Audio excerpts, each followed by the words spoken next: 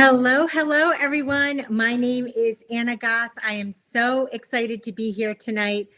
So, first, I would love to introduce my lovely florist. Like I said, her name is Susan Davis. Her handle is at Fresh Design Florists.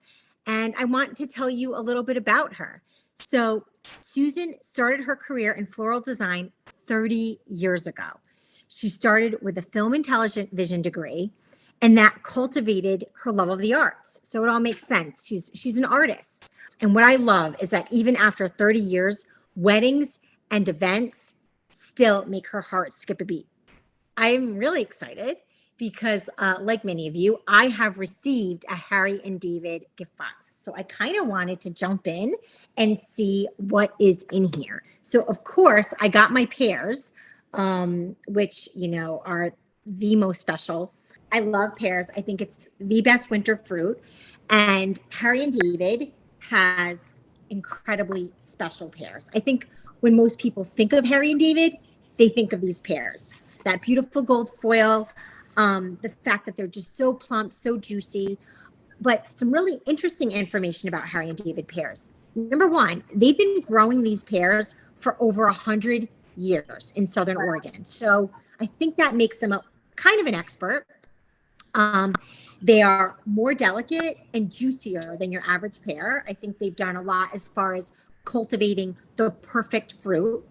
And one thing that I know about pears is that when you get them, or even when you buy them in the store, but definitely when you get them delivered, they're not always perfectly ripe. And there's a really easy way to figure it out. So you just basically press up here. Don't manhandle them. You just press at the top by the stem. If you have a little bit of a give, you know it's ready to eat. The other great thing about pears is I think a lot of people have different preferences. Some people actually like them really hard. I like them a little bit more on the ripe side. So when I bring home pears or get pears, my family and I there's always like a perfect pear for everybody. Another really interesting fact I learned about pears is they're one of the only fruits that don't ripen completely on the vine. So you have to pick them. So Harry and David is doing the right thing. They're picking them and they're shipping them all over. And they're giving us this incredibly special pear. And I know you've seen pears in the grocery store. They do not look like these pears. These are so round. I love the gold foil, the green wrap. You just know you're getting a super special pear. So in order to really appreciate this pear, I figured I needed to make a dessert that really showcased it. So today I'm going to show you how I made a really delicious chocolate pear loaf cake.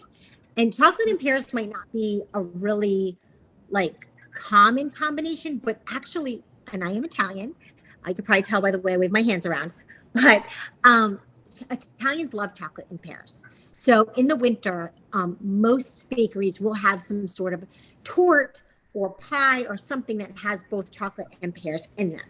So as far as this pear, it's special. It's amazing. I wanted to really showcase it. And I thought the best way to showcase it was with this torte where I'm actually going to use the full pear. What I need to do though, if I'm putting a full pear into a cake, is I'm going to have to poach it first. Reason being, the cake would cook faster than a raw pear. So we're going to poach it. So let's talk about poaching pears because it's a super popular preparation for pears and actually really fun. So first, start with some hot water. Now, your poaching liquid. If you've ever poached anything, you know you can either just use water or you can jazz it up. And of course, I'm a chef. I love to jazz things up. So how do you jazz up poaching liquid? You can use lemon, orange. You can use spices, some cinnamon sticks, anything you want. That flavor is going to infuse into this juicy pear. However, what I thought would be fun was tea. I love tea. I love chamomile. So I thought, why not just infuse a little bit of chamomile scent into the pear? Now I'm smelling my chamomile. I feel like I'm at a spa. So what I did was I dropped some chamomile tea into my poaching liquid and I just let it simmer. You never want to boil tea. You always just want to simmer. And the same thing with poaching. No boiling. It's all about simmering. So just get your favorite tea. You can use Earl Grey. You could even go crazy and go with chai. Give it a chai spice. But I just wanted to keep it mellow and mild. So I went with that. Then I took my pear. So you take the pear, you'll notice on the Harry and David pears, they actually have a very, very thin skin. And that makes them that much more delicious because when you're biting in, it's like you're not really feeling flesh. You're just jumping into that meaty center. So you're going to peel your pear. And I like to leave a little bit on the top because it kind of pokes out of the top of the cake. And I just kind of think that looks pretty. So leave the stem on, leave a little bit of the top color, and then just drop it into the poaching liquid. You're going to want to make sure that it's fully covered. And then you're just going to get it on the stove and start to poach, meaning simmer the water. You're going to get that going. All right. So Anna, can I ask a quick question? Yes. What stage? First of all, I cannot wait to be done this and go poach a pear just to freak out everybody I know that I just poached something. But secondly, do you use a really ripe pear to poach, or do you get it right when it's not so ripe? Excellent question. That was actually my next point. If you're going to poach a pear, you do not want to poach a ripe pear. It will turn to pear pudding. Like it's just going to kind of dissolve on you. You're going to want, so for example, if you order some Harry and David pears, any type of fruit, the longer it sits, the more ripe it gets. And especially this, because this starts ripening the minute you take it from, well, anything you take off the stem, that's when it's going to start really ripening at an accelerated pace.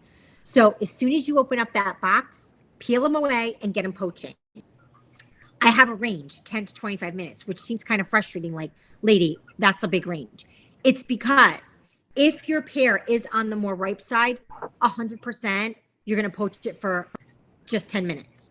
If you have like really hard pear, you know that's like super fresh, just came off the vine, then you're going to need a longer poach time. How do you know when it's poached? Just the same way you know when a potato is cooked. You poke it. If you don't get a lot of resistance, it's ready to go. If you poke it and the flesh starts kind of falling off, you know you've poached it too long. Take it out, make some pear sauce. It's delicious, just like applesauce, and start again. But yeah, so that's the answer to that, and that's really important. So we're going to have that simmer. I know, so I got these from Harry and David at the top of the week. So I know that this pear is not going to take very long. So we're going to let that poach away. And then we're going to talk about the topping of this cake. And that is chocolate ganache. I figured it's the holiday season. I want things to be a little bit extra decked in. So I made some ganache. The lovely thing about this cake, if you just want to serve it like as a tea cake in the middle of the week, you can skip the ganache. But if you kind of want it as kind of like a showstopper, end of dinner, you have some friends over, I definitely recommend the ganache. And even though ganache is a very fancy French word, ganache is super simple to make. So I just wanted to demo that real quick. So in a bowl, I have chocolate chips. Now, when you're making a ganache, you're going to want a really good chocolate. Why? It's the star, right? Anytime you're using a few ingredients and they're all going to shine, you want to use high quality. So get a really high quality chocolate. I'm not going to tell if you use, cheap chocolate chips. It's still going to taste great. It's chocolate. But the better the chocolate, the better the ganache. Now, that just sits in the bowl. You don't have to worry about tempering or anything fancy. Your chocolate does not go on the stove. That's just right in your bowl. What goes on the stove is your hot liquids. We're going to get butter, heavy cream. I'm going to throw that in. A little bit of sugar, and we're just going to bring that up. Now, you don't ever want to boil dairy, but we're just going to get it hot enough that we can get it in here, melt this chocolate up, and make the ganache. The other thing I'm going to add to the ganache is some vanilla extract. Just adds a little oomph. But, you could add any extract you want. You know what tastes really great in here, if you can get your hands on it, is some almond essence or orange. I don't know if you ever had one of those chocolate oranges. I love the combo of chocolate and orange. So I'm just going to add my vanilla. And I'm going to give my pear a little bit of a check. The thing about poaching is you want to make sure that it's fully submerged. You don't want your pear, poking out, because what's going to happen is the underbottom is going to get cooked. The top's still going to be hard. So if you just notice that it's a little bit out of the water, that's okay. Just keep it moving around. Like I said, this pear is not going to take very long. Now, same thing with that heavy cream and that butter. I got the butter moving. I got the cream in there. As soon as I see it start to bubble up along the sides, that cream is ready to go. All right, give it a little zhuzh. I'm going to turn down my tea, my poaching limit, because I know that that's getting really hot. All right, I got my bubbles that I want in my heavy cream, and then look at this. Oh my gosh, that already looks delicious. Yeah, and that's it. I just made ganache. Now, I'm going to whisk it around. All right, now can you see this? See how it's all starting to come together for me? Now, Delicious. the next magical thing about ganache. Now, as you can see right now, this is very, very viscous, which is a fancy word for loose. So this is like a sauce. So like this right here is great poured on ice cream, or you can, like Susan said, you could dip it with fruit. This is yum. Okay. Now, what's going to happen to this? As it sits, your milk solids are going to start to harden back up. So is the chocolate, because as you know, as chocolate cools, it also hardens. So it's going to become less and less viscous. Now, it's all about what you want to do. You want it hot. You want to use it right away. You want to have that really cool pour moment. Absolutely. You're going to use it right now. However, if you want something that has more of a fudgy pudding, frosting consistency, just let it sit.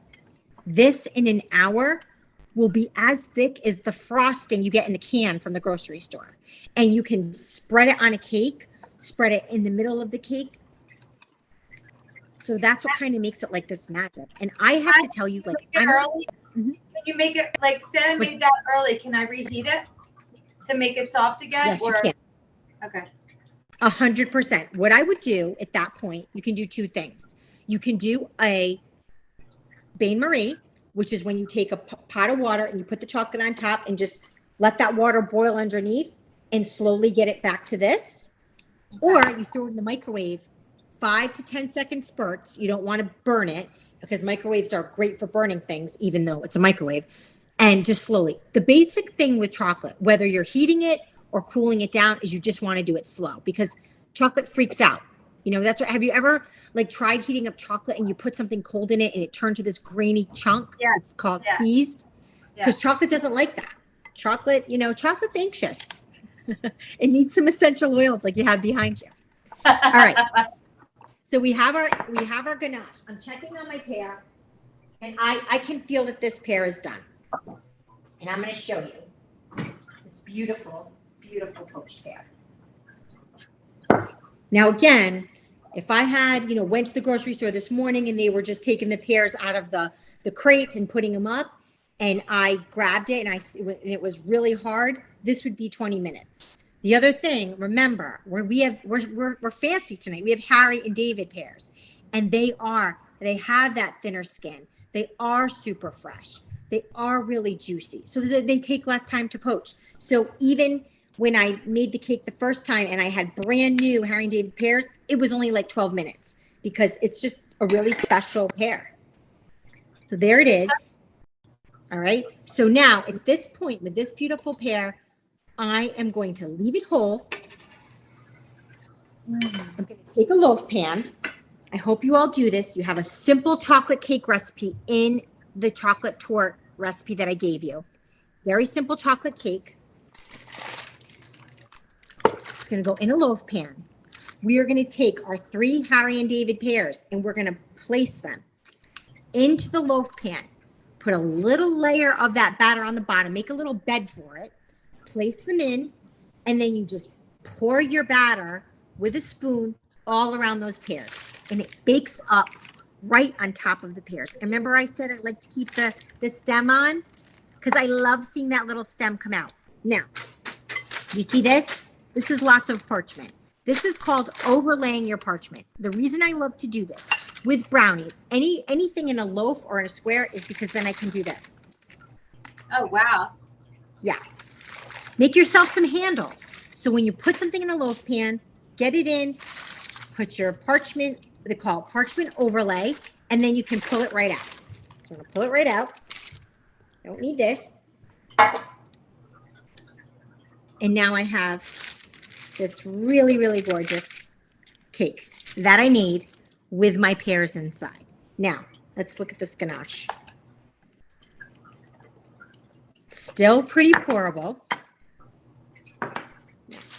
What I love to do, I'm a mom, I don't like messes. The reality is, if you want to take, whenever you're baking, and I'm not a baker, I'm more of a savory cook. For me, I really love baking at the holidays. That's what makes the holidays for me. That's what makes me feel like it's time to celebrate, because I'm in the kitchen, I'm making Christmas cookies, I'm, packing up little tins for my kids' teachers. That's what the moments in the making that we love to talk about. That's how I feel like it's Christmas. Or New Year's or Thanksgiving or anything that you're celebrating.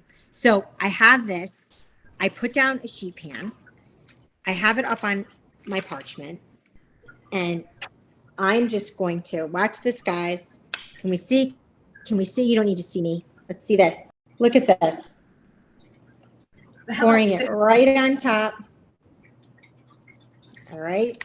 I got a little bit extra. All right. And then here it is, my spatula. I'm just going to pour it, and you're going to see a lovely little drip coming down. So you go to the bakery and they give you those drip cakes. This is all they do. They just put a whole bunch on top and they let it drip. Drip, drip, drip. And like I said, you can do this any way you want. You can let this harden and just do a thin little topping, or you can kind of go crazy and make this lovely drip. All right. I think it would be such a fun thing to make with your friends. I'm going to make this with my mom. She'll love this because she's a great baker, but she's Italian. She would not make that. So she'll be really excited. Yeah. And I mean, and like I said, and the thing is, I do like to keep this in the fridge because of the fact that, it's got the pears in it. But I mean, my kids were eating this 2 days in, and then it disappeared by then. But I know it lasts at least 2 days in the fridge. All right, so a little ganache left over, cook's treat. But see, we go. So, I mean, how pretty is that, And what happens, what you'll see, so right now it's really wet, but it's going to harden. And then it just becomes like this fudgy, delicious topping. So good. Then, really, really simply, I'm going to take it. I'm going to put it on my board. Like this. First, I'm going to take off our end piece. All right. Oh my gosh, look. And then I'll take off another piece. What do you say? That is so cool. I love that. Wow. Covered in ganache. Now, typically, I wouldn't cut this right away, but magic of television. We want you all to see how fantastic this is. So you let the chocolate set, but look at that. How pretty. And then everybody gets a slice that looks like that. So you get like a whole pear, get a nice serrated knife so you can get through, but go nice and slow like I did. And then you get it on a plate. Use a spatula because, it's very, very delicate with that whole pear, but it's totally worth it. Put it on a plate, a little bit of creme fraiche on top or a little whipped cream. It's the best. Like I said, I love Harry and David pears. My memories are always, when I was a kid, me getting lucky and someone shipping us a box of them. But what I think people really need to know is that while they're known for their pears, their website has so many things. So I just think they're kind of like the entertaining extraordinaires because number one, they have all these things that you can send to friends and family because at the holidays, that's something we really want to do. Show the people that we love, that we care, especially if family's not close by. I've done so much talking. I'm ready to stop. I have my pear cake that I can eat, and I want to give Susan the floor to show us how to work these beautiful flowers from 1-800-Flowers. So with no further ado, we are going to design this piece. So with the 1-800-Flowers box, you're going to get a box like this. Just nice box. I get my flowers really similarly to this. I was really impressed with how they're packaged. You're going to open your box. You're going to take out your flowers. You're going to give them a quick snip at an angle. The reason we do an angle, so if they hit the bottom of the bucket, they don't, they can still take water. Really, that's all it is. And it also helps you when you're making your insertion. But I'm going to teach you how to create a tablescape. And I already started with a tablescape design. So you might look at this and think, I can't do this. This is so hard. It's really, really not. And I'm going to simplify the whole thing just like you did with that cake.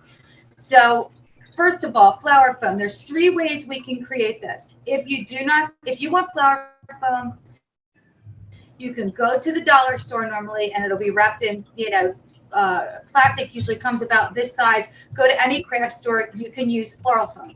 You're going to wet your floral foam. When you do so, it'll have these little dots on the bottom. Just sit it in the top of the water and let the water absorb it. Don't ever push it down, because if you do, it's going to leave little air pockets inside that foam, and then your flowers aren't going to get any water. So you don't want that. So you're going to drop the little dot side down. It's going to absorb into the water. Then when you put it in to your container, just like this, or even if you don't have a container, I use this little dish. It's a florist dish, but you could use anything you want. You could even use a little baking pan.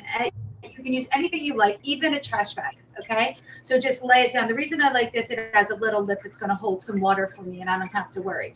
Secondly, I got all my flowers in from 1-800-Flowers, and they give you a lot of really pretty things. You get roses, carnations, depending on which one you pick. You get some Hypericum Berries, which I think are great. All of these flowers have a really long shelf life, which is wonderful. You're going to put this arrangement together, and it is not going to die most likely for several weeks, maybe even over a month with the carnations. All the evergreens are going to live. The roses may give you a run for your money, but what's great is after, if they do start to go, you can always pull the roses out and just keep your carns, or even replace it with some other carnations. So I've got my dish and my tray. I put my oasis in. You can tape this down. You can cover this with chicken wire, but honestly, it's heavy enough to stay right here in the pan. I also forage. I'm a big, big, big forager. And I think what's great about foraging is it pulls in your natural environment. So whether you're in a desert or whether you're, in California, whether you're in the Northeast, where I'm from Philadelphia. So right now, everything is dying. I know you don't think I'm from Philly because the accent doesn't show, but it's there. I'm making a joke. I know I have a terrible accent. So hydrangeas are drying and dying right now. So you look out there and you're like, oh, look at the dried hydrangea. This is one of my favorite things. If you have any hydrangea plants, or if your neighbors do and it's dark at night, you can go over and grab some. No, ask them. Little pieces of dried hydrangea are fabulous. I like to mix the seasons a little bit. So I really like using leaves. I went out into my yard and got some of these really pretty leaves. They don't have to be perfect, but I really like these brown tones mixed with all of the Christmas colors. It's just makes me happy. So, and I really, really like to forage whatever I can. So I foraged some leaves.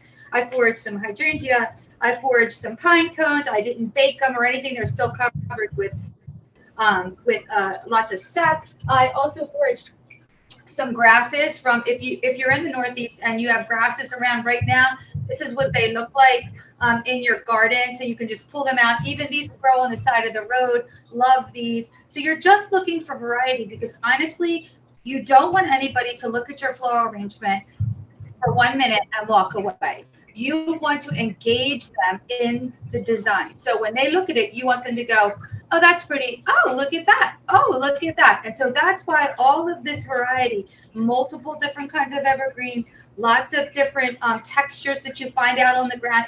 Pieces of bark are really pretty.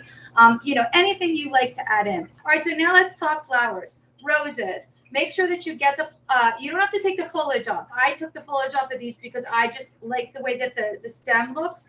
The foliage actually acts as something that pulls the water up through the stem. So you always, when you're conditioning your flowers or cutting them, cut them, leave the foliage, let the foliage drink up. Don't put it under the water line though, because it can actually create mold. So now strip the flowers of any thorns. Use a scissor, and I'm going to warm this rose up right around the outside of it, okay? Because as Why are you doing as, that? I'm going to show you. As pretty as that is, okay, we're going to reflex this rose. If it's too cold, it's not going to really reflex. You want to put them in water, let them take up some water, let them start to get a little loose. And then you're just going to take your thumb into the bottom of this petal and just gently pull it back like this, okay? And you're going to reflex your rose, just like this. And it's going to create the prettiest open rose. And it's going to my make goodness. it beautiful. And it's a simple thing. I always reflect all of my roses because I think they look beautiful. And I think that it really changes the look in your arrangement. So let's talk about placement of flowers. So I've reflexed. Looks like a totally different flower. How beautiful, right? It's so pretty.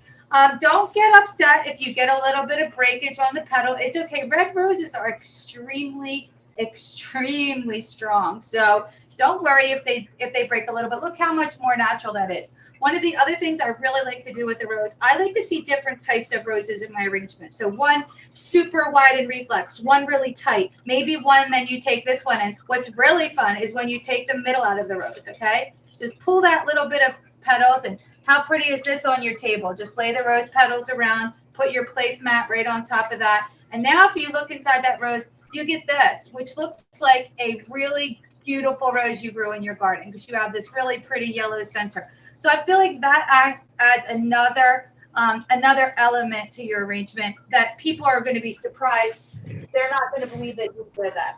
So what you're going to do when you decide to design with your flowers, you're going to recut them as you put them in.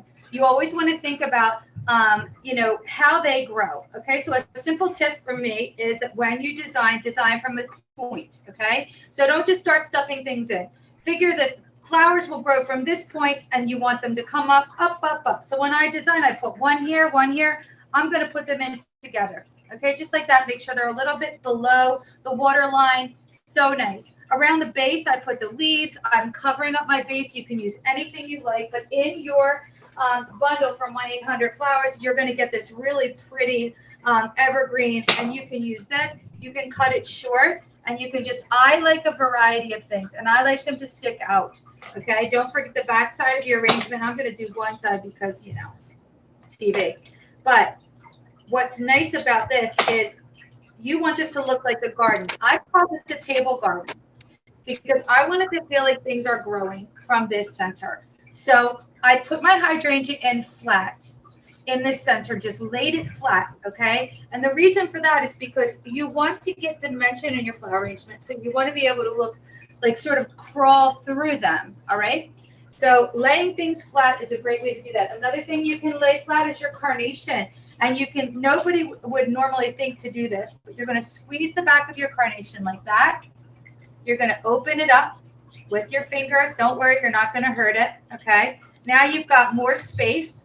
We're going to cut this guy super short, okay? And we're just going to put this in just like that. We're going to lay it almost flat, like it's just sitting there, just like this. And that's going to add all of this interest in the inside of your arrangement. So after you put one in, you want to put another one in. And I'm going to put this one really, really tall. Okay. The other thing you want to think about is not having things at the same level. So I have one down here, one here, one here. Always think steps.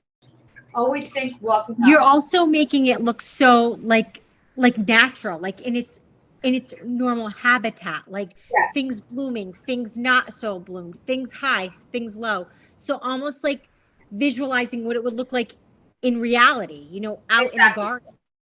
And it's an easy design. Okay. This is something your kids can do. You can do. Honestly, it's not a hard arrangement. I have taught this arrangement to thousands of people, literally. And everybody's so excited when it's done because they created something so beautiful without a lot of effort. So just remembering those simple things like putting things in levels, like you're walking up. I always call it a Super Mario Brothers. You know how he's like, doo, doo, doo, doo, doo, doo, doo, you know, Yeah. from thing to thing. I love that. So, and also working in 2s, 1s, and 3s all the time. So right What now, does that I want mean? this, What does that that means mean? 2 roses together, 1 Okay. rose. Okay. Ah. 2 combinations or 3. But when I do this, I normally work in 2s and 1s. Okay, in this particular, but you can add 3. So if I were to do a 3rd rose, for example, I would put that rose all the way up like that. Okay, so it's a 1, 2, 3. The reason I like to work in 2s in this particular design or 1s is because it's not, I don't want it to start to look like your typical floral arrangement. I want it to look more like a garden. So I'm going to work in it like that. The Hypericum berries are so pretty.